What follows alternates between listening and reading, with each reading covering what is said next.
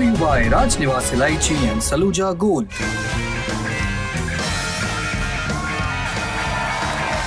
राजनिवास premium इलायची, सोच जो करे राज। नमस्ते, मेरा नाम सौरभ है। बिहार में चुनाव चल रहे हैं। बीजेपी अभी कल तक कह रही थी कि एनडीए की प्रेस कॉन्फ्रेंस करेंगे, फिर पता नहीं क्या रायता फैला, प्रेस कॉन्फ्रेंस तो की नहीं। लेकिन आज 14 तारीख को 71 कैंडिडेट्स की लिस्ट आ गई। पिछली बार 110 पे लड़े थे और 74 जीते थे। दूसरे नंबर की पार्टी थे, 75 पे आरजेडी जीती थी। फिर बाद में इनके बढ़ के 80 हो गए। कुछ इन्होंने विकासशील इंसान पार्टी के इस तरफ कर लिए, कुछ एक बाई इलेक्शन में जीते। 71 में किसका किसका करियर ख़त्म हुआ, किसको इसको पॉलिटिकल रिवाइवल मिला, ये समझने के लिए मैं पंकज झा जी हैं हमारे पॉलिटिकल एडिटर पुष्पित जी इंडिया टुडे के, इनसे बात करेंगे। सर, हाइलाइट्स क्या हैं इस लिस्ट के 71 की? सबसे पहले ये कि मैसेज थोड़ा ठीक नहीं गया, जो आप शुरुआत में बोले थे कि साथ साथ होते, साथ साथ सब अपने नंबर बताते और लिस्ट बताते, थोड़ा सा मामला अच्छा जाता है। क्योंकि वैसे भी कहा जा रहा है 101 जेडीयू बड़ा भाई छोटा भाई वाला मामला ऑलरेडी फंसा हुआ है। दो बड़े नाम हैं जिनकी चर्चा पहले से थी कि नंद किशोर यादव जी का कटेगा, पर ये हो रहा था कि नंद किशोर यादव जी की जगह सम्राट चौधरी जी लड़ेंगे, पर सम्राट चौधरी जी तारापुर चले गए हैं और वहीं से वो चुनाव लड़ेंगे। पिछली बार ये सीट जो थी ना, वो जेडीयू की थी, तो एक तरीके से बीजेपी और जेडीयू के बीच अंडरस्टैंडिंग हुई है। अरुण सिन्हा भी हैं कुम्हरार से, पटना से, पुराने नेता हैं बीजेपी के, उनका भी टिकट कट गया है।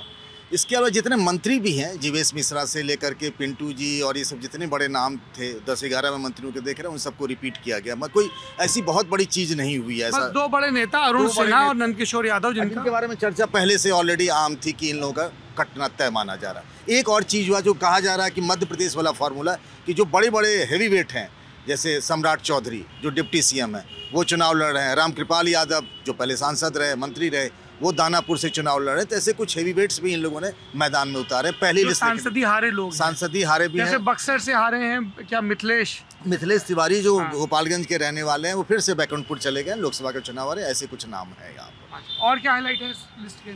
और यही है कि मतलब इसमें कुछ खास नहीं है, कोई खास ऐसे बहुत प्रॉमिसिंग चेहरे, बहुत सारे नाम ऐसे आ रहे थे कि ये उनको उतारा जाएगा। मैथिली ठाकुर है या पवन सिंह है या और भी कोई आकर्षित करने वाला नाम नहीं है। बहुत ट्रेडिशनल लिस्ट है। पवन सिंह तो खुद ही मना करते फिर रहे हैं। क्या वजह रही? पवन सिंह का टिकट कहाँ फंस गया? नहीं, पवन सिंह जी को लगा उसमें बात जो मुझे बाद में बताई गई, क्योंकि मैंने एक जगह बात की थी बीजेपी में कि भाई पवन सिंह को एक बाहुबली सांसद के सुझाव पे, तो कहा गया कि नहीं, पार्टी के केंद्रीय नेतृत्व ने ही तय किया है कि वो चुनाव नहीं लड़ेंगे। तो इशारों में ये बात समझाने की कोशिश की गई कि उनके तरह के जो और भी हैं स्टार, मनोज तिवारी से लेकर रवि किशन, तो ये लोग सांसद हैं, तो हो सकता है कि भविष्य में इस तरह की कोई चीज़ उनके लिए हो सकती है। लॉलीपॉप थमा दिया गया फिलहाल तो हो भी सकता है। लॉलीपॉप बीजेपी तो इस तरीके से करती है, आपको बहुत लंबा वेट करना पड़ता है। हाँ।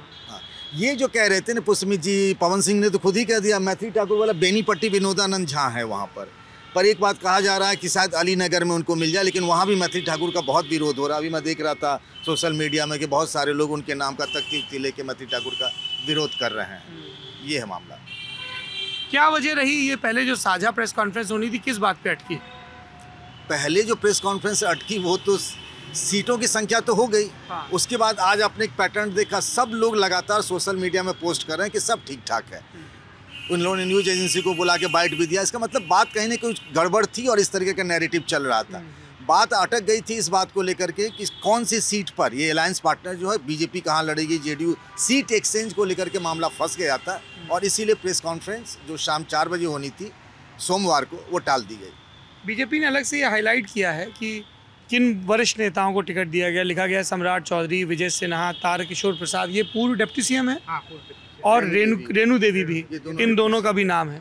और एक नाम इसमें है गया से डॉक्टर प्रेम कुमार का। वो कितनी बार के विधायक? ये इस बार 9वीं बार है उनका, 8 बार से लगातार जीत रहे हैं। और उसी तरह से नंद किशोर जी भी कई बार जीत चुके थे, लेकिन उनका नाम हट गया। लेकिन अब प्रेम कुमार जी अभी भी विधायक बन रहे हैं। बिहार के हिस्ट्री में लॉन्गेस्ट सर्विंग विधायक। हाँ, अभी तक तो ऐसा लग रहा है। लेकिन सबसे इंटरेस्टिंग बात यह है कि मतलब जो 7 प्रेस कॉन्फ्रेंस नहीं किया एनडीए ने, उसकी एक वजह लग रही है कि एक तो बीजेपी बहुत अब थोड़ा सा एग्रेसिव हो रही है, बहुत ज़्यादा बार्गेनिंग नहीं बर्दाश्त कर रही है एनडीए, जदयू की और दूसरे सहयोगियों की। इस बीच में जीतन राम मांझी ने कहा है कि वो बोधगया और मखदूमपुर में अपने उम्मीदवार देंगे। ये भी इसमें देखा जाना चाहिए कि अभी भी खटास चल रही है एनडीए के बीच में, इसलिए भी इन्होंने अकेले अपने कैंडिडेट के नाम अनाउंस कर दिए।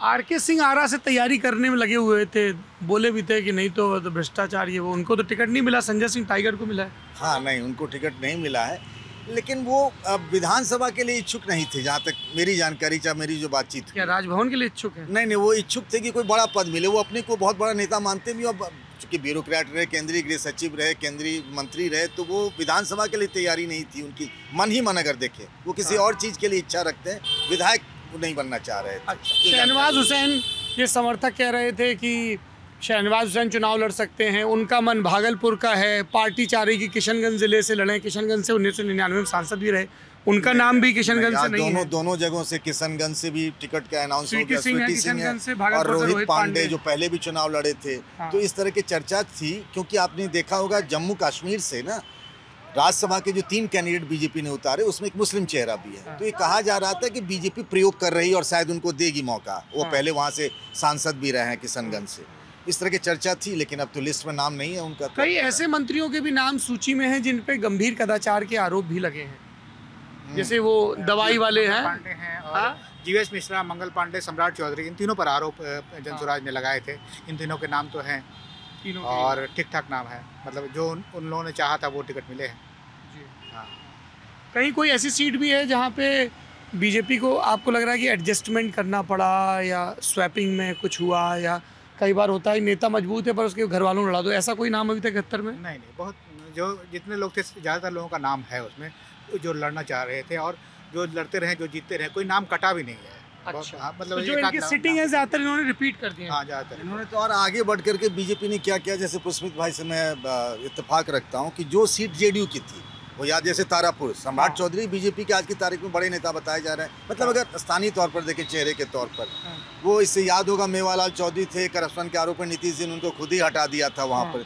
तारापुर जेडीयू की सीट है और वहाँ उन्होंने सम्राट चौधरी को दे दी। तो बीजेपी थोड़ा सा अपर हैंड दिखा रही है, नॉट सीट शेयरिंग में, मतलब नंबर में ही नहीं, हमको ये सीट चाहिए तो ये सीट चाहिए, और वो ले रही है बीजेपी, ये दिख रहा है। तो ऐसा सब है, मतलब थोड़ा, मतलब ये दिखा रहे हैं कि हम झुकेंगे नहीं, ऐसा। हाँ, और अभी तक बीजेपी ने ये भी नहीं कहा है किसी भी प्रेस कॉन्फ्रेंस में या कहीं भी कि अगर सरकार बनी तो नीतीश कुमार सीएम होंगे। ना, कहीं किसी ने कुछ भी नहीं कहा। आप देखिए ना, उस दिन जैसे सीटों की संख्या वाली बात आ रही है ना, सबसे पहले धर्मेंद्र प्रधान जी ने वो सोशल मीडिया में डाला, विनोद तावड़े ने डाला, उसके बाद संजय झा से लेकर चिराग पासवान, सब ने।